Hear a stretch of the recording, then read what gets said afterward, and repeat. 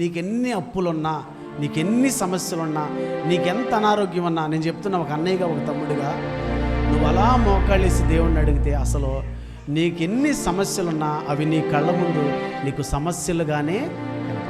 మనుషుల ఆదరణ ఎంతసేపు అండి చెప్పండి, రియల్గా మాట్లాడదాం. మనుషుల ఆదరణ ఎంతసేపు, మనుషుల ప్రేమలు ఎంతసేపు, మనుషుల ఆప్యాయతలు ఎంతసేపు అండి. కానీ ప్రార్థనలో ఉన్న మాధుర్యం చాలా గొప్పది. తేనె తీగా ఉంటుందని చెప్తే కాదు, ఏం చేయాలి? తేనెని తాగాలి.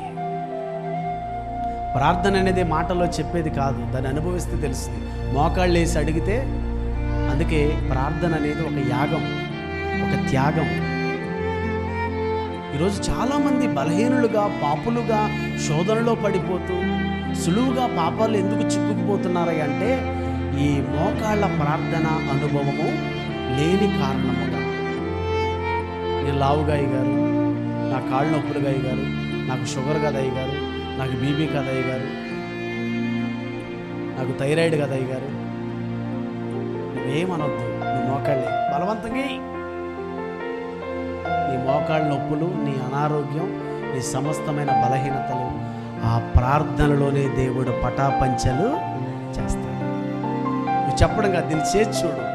ఆమెనన్నారుగా, ఆమెనన్నవాళ్ళు నిజంగా దాన్ని చేయడానికి రేపు ఉదయాన్నే ప్రాక్టీస్ చేయండి. ఖచ్చితంగా దైవికమైన స్వస్థత ఏంటండి, దైవికమైన స్వస్థతని మీరు చూస్తారు.